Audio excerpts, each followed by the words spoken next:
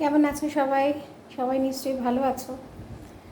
আমার পুরো মাসটা জুড়ে বাবাকে নিয়ে খুব টানাপোড়েন গেল। অনেক অনেক ভালোবাসা যারা আমার পাশে আছো।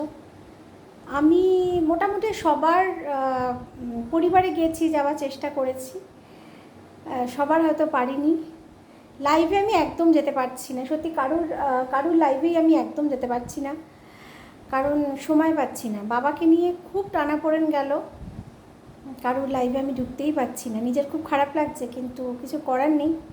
একমাত্র রাতে একটা লাইভ হয়, দেবশ্রীর লাইভ, দেবশ্রী দত্তর লাইভ। ওখানে আমি ওই যখন একটু বসতাম খেতে, তখন একটু আমি ওর লাইভে যেতাম। বাদ বাকি আমি কারোর লাইভে যেতে পারিনি, পায়েলের লাইভে যেতে পারিনি, রীতাদি লাইভে যেতে পারিনি।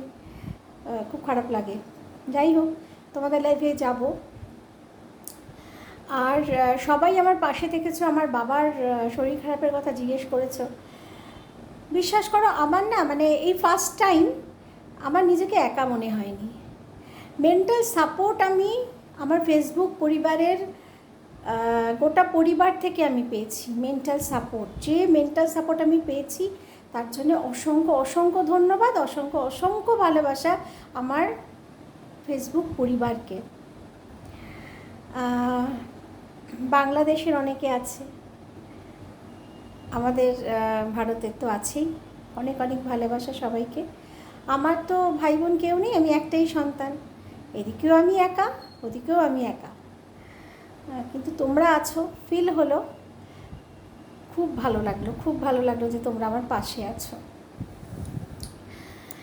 প্রথমেই যেটা বলি সেটা হচ্ছে যে আমার বাবা, আজকে হচ্ছে রবিবার, গত মঙ্গলবার বাবাকে বাঙুর হাসপাতালে ভর্তি করা হয় ডক্টর সোমনাথ মৌলিকের আন্ডারে। বুধবার অপারেশন হওয়ার কথা, 9:30 থেকে। ডাক্তার বললেন যে 9:30 আমি ওপরে যাব, গিয়ে আমি অপারেশন করব, 10টা থেকে শুরু হবে। কিন্তু আমাদের কাছে ফোন আসে যে আমার বাবা আনকনশিয়াস হয়ে গেছিলো। মঙ্গলবার রাত থেকেই আমার বাবার একটু সমস্যা হচ্ছিল, কারণ ওই বাবা যেহেতু হার্ট পেশেন্ট, সেহেতু বাবার একটু গরম জল লাগে, কিন্তু ওখানে প্রোভাইড করা হয় না। সেটা বুঝেই যাওয়া উচিত ছিল আমাদের, কিন্তু আমাদের কাছে সেরকম ইনফরমেশন ছিল না। তার জন্য বাবার একটু অসুবিধা হচ্ছিল। ডক্টর মৌলিক যেটা বললেন, ভীষণ ভালো সাজেশন দিলেন যে সুগার পেশেন্ট বা হার্ট পেশেন্ট তাদের জন্য না মানে একটু ভালো জায়গায় সব কিছু অপারেশন ব্যাপারটা, যেটা সুগার পেশেন্ট হার্ট পেশেন্টদের একটু ভালো জায়গায় করা ভালো। কারণ সব সরকারি পরিষেবায় তো আর সব কিছু সব কিছু তো কী বলবো, সব কিছু তো পাওয়া যায় না। মানে সব সরকারি জায়গায় সব রকম পরিষেবা পাওয়া যায় না, এটা একটা ফিল হলো আমাদের। আর আমিও ফিল করছিলাম যে মানে এই উপলব্ধিটা হচ্ছিল আমার, যে যদি আমি সত্যি একটা ভালো চাকরি করতাম, আমার বাবাকে আমি খুব ভালো জায়গায় ট্রিটমেন্ট করাতাম। আমি বারবার এটা তোমাদের বলেছি। এখন বিয়াসের বাবার পক্ষে সেটা সবসময় তো সম্ভব হয়ে ওঠে না, তাই না? কারণ ওরও দায়বদ্ধতা আছে। বললাম না যে আমার হাজব্যান্ডও একা, তার মায়ের দায়িত্ব আছে। আর মায়ের দায়িত্ব শুধু বলবো না, আমার ছোটো দেওয়ার মারা গেছে, তার বউ আছে, তার মেয়ে আছে। হ্যাঁ, ওদের দায়িত্ব আমার বর তো এড়াতে পারবে না, বিয়াসের বাবা তো মানে এড়িয়ে যেতে পারবে না। মা যেমন টোটালটাই আমাদের, আমরা পুরোটাই শাশুড়ির করি। ওদের ওদের কিছু হলে আমার বর থাকবে, মানে আমার হাজব্যান্ড নিশ্চয়ই থাকবে, এটা তো ওর নেচার। ওই জন্যে তার জন্য আমার বাবা মাকে আমি ছোটাছুটি করি। ও অবশ্যই গিয়েছিল মঙ্গলবার দিন, ও আমাকে নিয়ে গেছিলো, নিয়ে থেকেছিল বাবা মার সাথে, আবার ভর্তি টর্তি বাবার ব্যবস্থা সব করেছিল। তো বুধবার দিন যেটা হয় সেটা হচ্ছে বাবার মাইল্ড অ্যাটাক হয়। আর ডক্টর মৌলিক অপারেশন করেননি, উনি একদম অপারেশন করেননি। উনি বাবাকে বুধবার বিকেলবেলা বাবাকে ডিসচার্জ করে দিয়েছিল 4টের সময়। বলেছিল যে না, আপনি চলে যান, আপনি কোনো ভালো জায়গা থেকে।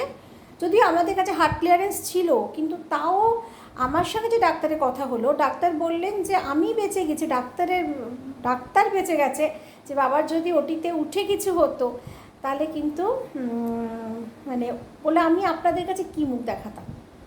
এটা একটা বিশাল ভাড়া গেছে যে আমার বাবার মাইল্ড অ্যাটাক হয়েছিল, বাবাকে আমি তারপর আমি নিয়ে ডিসচার্জ করিয়ে নিয়ে বাড়িতে পৌঁছে দিয়েছি। আর সত্যি কথা বলতে বাবার এরকম হয়, বাবার তো দুবার হার্ট অ্যাটাক হয়ে গেছে। বাবার ওই শীতকালে বিশেষ করে সকালবেলার দিকে না বাবা 2-3 সেকেন্ডের জন্যে পুরো অজ্ঞান হয়ে যায়, আবার তখনই আবার সেন্স আসে, কিন্তু বাবা বলে আমার কিছু হয় না, না আমার কিছু হয়নি, কিন্তু হয়। এবারে যেটা ডাক্তার বললেন যে হয়, কারণ হাউস স্টাফেরা ডাক্তারবাবুকে বলেছেন, আর ডাক্তারবাবু না চলে হাউস স্টাফেদের কথায় বিশ্বাস করেন, তারা তো সবাই ডাক্তার। এই ব্যাপারটা হলো, বাবা সমানে বলেছে না রে আমার কিছু হয়নি, না রে আমি তো ঠিক আছি। ডাক্তার বলছে আপনি ঠিক নেই, আপনার 50%-এর ওপর হার্ট কাজ করে না। একটা লেজার করে দিয়েছে সেটাতে দেখতে পাচ্ছে, আরেকটা একেবারেই প্রায় ব্লাইন্ড হয়ে আসছে। এখন আমরা ভাবছি যে দেখি কি করি, আপাতত বাবা বাড়িতেই আছে, একটা ভালো হার্ট স্পেশালিস্ট দেখাতে হবে, ভালো জায়গায় অপারেশন করাতে হবে। আবার মঙ্গলবার রাতে আমার শাশুড়ির মানে আমার বাবাকে ভর্তি করিয়ে এসেছি, রাত্রিবেলা আমার শাশুড়ির প্রচণ্ড শ্বাসকষ্ট, মানে বিশাল বিপদ। মানে আমার হাজব্যান্ড, আমি এ বাড়িতে থাকি, মাঝখানে একটা ছোট্ট মাঠ, মানে 2-3 মিনিট হচ্ছে আমার ও বাড়ি, মানে আমার শ্বশুর বাড়ি, ওখানে মা থাকে, আর ওপরে আমার ছোটো দেওরের বউ আর মেয়ে থাকে। মা ওখানে এ কারণেই থাকেন যে আমার বাড়ি যেখানে, সেখানে অ্যাম্বুলেন্স ঢোকে না, আর আমার বাড়ি থেকেই সমস্ত মানে চা থেকে জল থেকে খাবার দাবার সব মাকে আমরা প্রোভাইড করি, দেখাশোনা এভরিথিং আমরাই করি। মানে আমরা বলতে আমি আর আমার বর। তো রাত্রিবেলা বিয়াসের আবার ছুটে গেল, কারণ আয়ামাসি ফোন করছে যে বর্দা তুমি এক্ষুনি এসো, মা খুব শ্বাসকষ্ট হচ্ছে। এবারে আমার বর গেল, গিয়ে রাত 3:15 দিকে এসছে, আর আমি তো সমানে ফোন করছি মা কেমন আছেন, আমাদের যেতে হবে, আমাকে যেতে হবে না, তোমার আসতে হবে না, আমি আছি মার কাছে। তো এই হচ্ছে পরিস্থিতি বন্ধুরা, প্লিজ একটু ভালো করে ভিডিওটা শুনো। আমি রিলসও বানাতে পারছি না আসলে, না কী বলো তো, মনটা ভালো লাগছে না, মানে সব কিছুর না তো একটা মন চাই, তাই না? আর বাবা মা আমার শাশুড়ি মা, এই 3জন মানুষের দায়িত্ব আমাদের ওপরে। তার জন্যে আমি খুব একটা কারো লাইভে যেতে পারছি না, আর ঠিকঠাকভাবে ফেসবুকে কাজ করতে পারছি না, কিন্তু তোমরা সবাই আমার পাশে আছো, তার জন্য অনেক অনেক ধন্যবাদ, অনেক অনেক ভালোবাসা। এভাবেই তোমরা আমার পাশে একটু থেকো। আশা করছি সূর্য একদিন উঠবেই, দিন ভালো আসবেই, আর তোমরা পাশে আছো, আমি তো একা নই, তাই না?